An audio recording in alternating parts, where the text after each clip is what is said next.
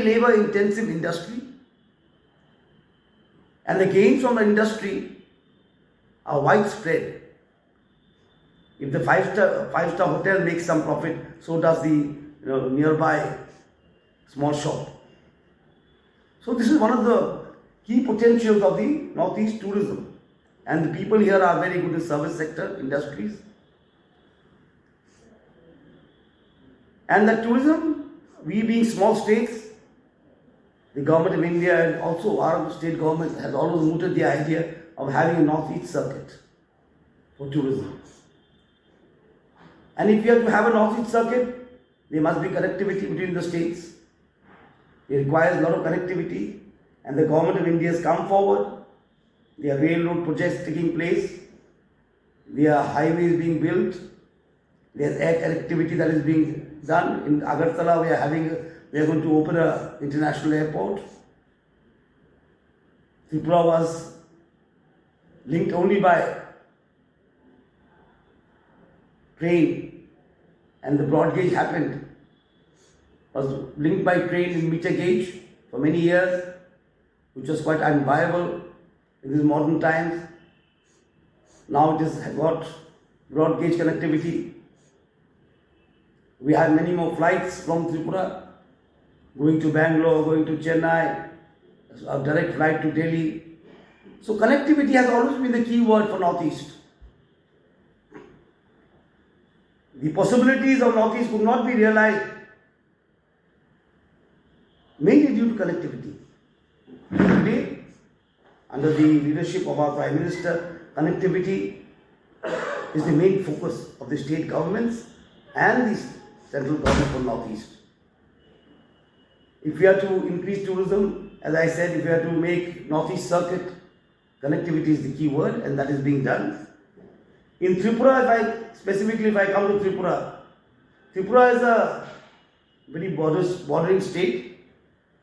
It has about 856 kilometers of running border with Bangladesh, without any natural barrier or mountain range in between or a big river in between. And it is natural in commerce to do trade with your neighbors. So in Tripura we are opening a SEZ in Sabroon, through which we will access Chittagong port.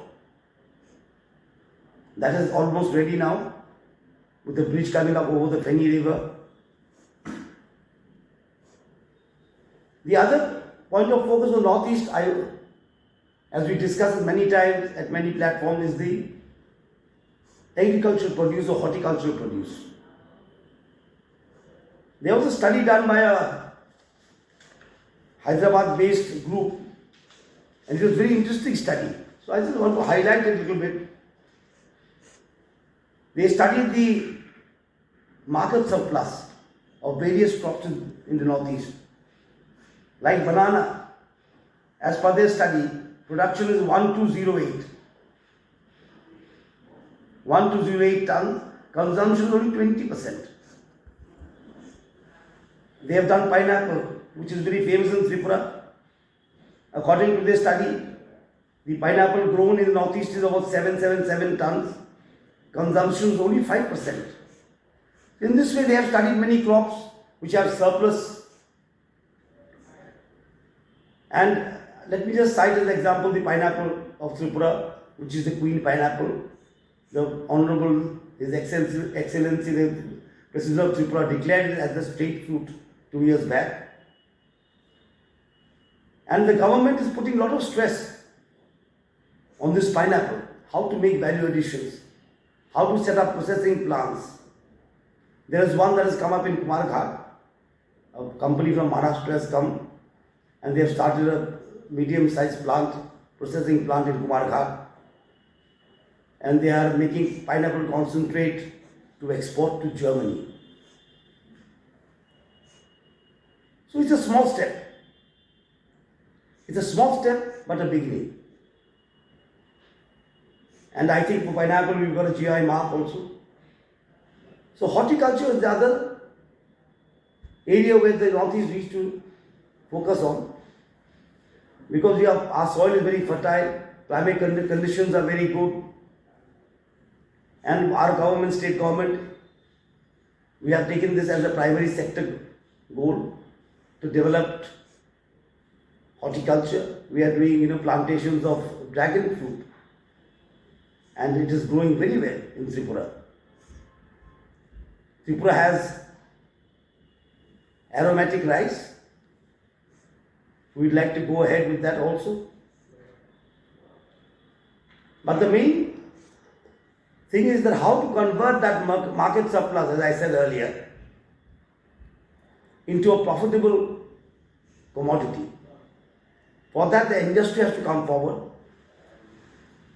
And you'll be happy to know the government of Tripura has made a single window system for clearances. So industry does not have to run from pillar to post to get clearances. We have made a very industry friendly business policy or a trade policy, a single window system. And we will invite industry to come to Tripura and set up food processing plants to look at tourism. And the other way Tripura can go forward, and we are planning it that way, is becoming an education hub. An educational hub. As you know, Tripura has got a very good climate, not too hot, not too cold. And connectivity in Tripura is good compared to other north states. We have rail connectivity, we have plane connectivity, we have air connectivity. Our road connectivity is looking up. We are making number of national highways. So this state can also become an educational hub.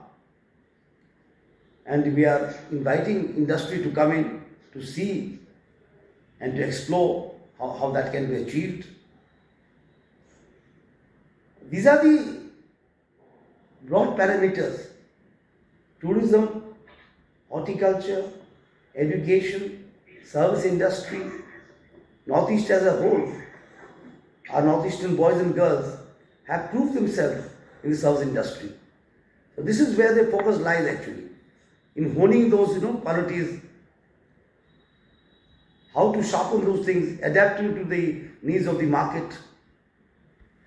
I was actually reading somewhere, and it's a very interesting fact that I'd like to share with you, that the Northeast is one of the biggest cultivators of growers of ginger. And Thailand is the biggest consumer of ginger. But due to our landlocked state, we are unable to reach out to that market in Thailand. So once that road comes through, the South Asian Expressway or highway or trilateral as you call it, I'm sure we can look at that. And our trade with Bangladesh needs to increase, the northeastern trade, especially Tripura. 86% or 87% of our border is with Bangladesh. And the products that we have in Northeast and the products of Bangladesh are complementary. With Myanmar, as I believe, it is competitive. The products of Myanmar and Northeast are competitive. But what we have and what Bangladesh has are complementary. We can complement each other. So the trade for Bangladesh needs to be opened. In Tripura, we do have a few border huts. We'd like to develop it further and make it more extensive and intensive so that we start trading with our neighbors in a profitable way. So Tripura is all now looking up to trade and commerce, because previously, not that I want to criticize anyone in this virtual conference, previously profit was a dirty word due to ideological reasons. Today for us, profit is not a dirty word. It is profit that propels any business to grow, to expand, to modernize, to employ. Maybe profiteering we may not agree to, but profit certainly. We don't have the earlier burden of an ideology which says that profit is a dirty word. So we'd like to welcome all industrialists an industry to Tripura, to especially look at horticulture. One point I missed, maybe we should actually, not maybe, we should look at pisciculture in Tripura. The fisheries, huge potential, a huge market. We were actually talking in the planning board, our state planning board, that most of the fish till now comes from Andhra Pradesh. If we could just substitute that into our own market, there will be a lot of money into the market, a lot of money will come into the market, a lot of livelihoods can be made. So fishery is one great potential in Tripura. The other is poultry farming, or hatcheries. Most of our eggs also come from Andhra Pradesh. If you could just do that import substitution and produce locally in our own state, things would be much better. People will have much better livelihoods. More money would come into the market. So these are the areas we are focusing on. Earlier, people used to focus on Northeast. Not that I am saying that no one focused on Northeast, but the planning was ad hoc. The planning was ad hoc. Some sort of crisis management. Today we are focusing in Northeast in a holistic way, in a planned way. And not only planning,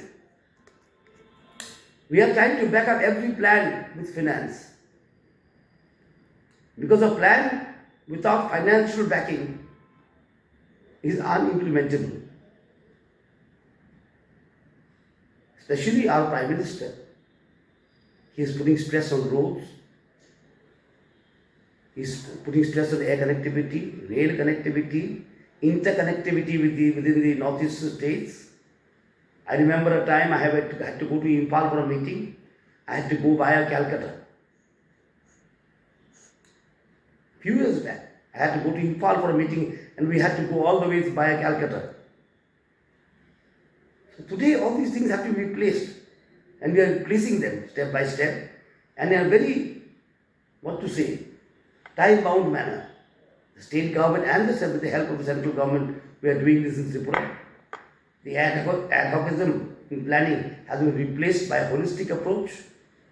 The plans that we make are backed up by financial support.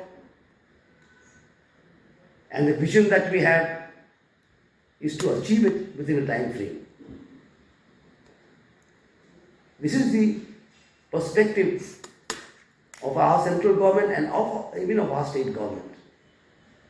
These are the perspectives that we have of the Northeast, and Northeast is a land of immense possibilities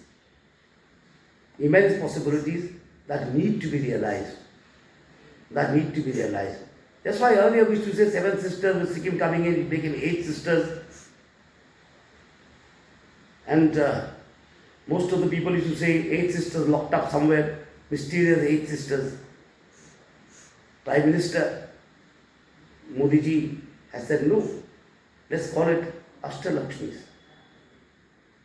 The 8 states of growth, the 8 states of wealth. It's not a question of renaming. A lot of people say, what is in the name? It was not the name, it was a perspective of looking at Northeast. I have been to many conferences, people say, what is in the name? Where there's 7 sisters, Ashtalakshmi. And I keep telling them, it is not a question of, renaming anything. It's a question of looking at things in a different angle. Looking at, 7 sisters locked up in the wilderness and looking at a region as Ashtalakshmis, or the 8 spots of wealth, or 8 locations of wealth in India. It's a difference of perspective that matters. And with that perspective comes planning, and with that planning comes finance, and with that finance comes a vision. So all that is changing in Northeast and in Tripura also. And I like to end here. Thank you so much for inviting me to this virtual conference. We look forward to see you again. Thank you so much.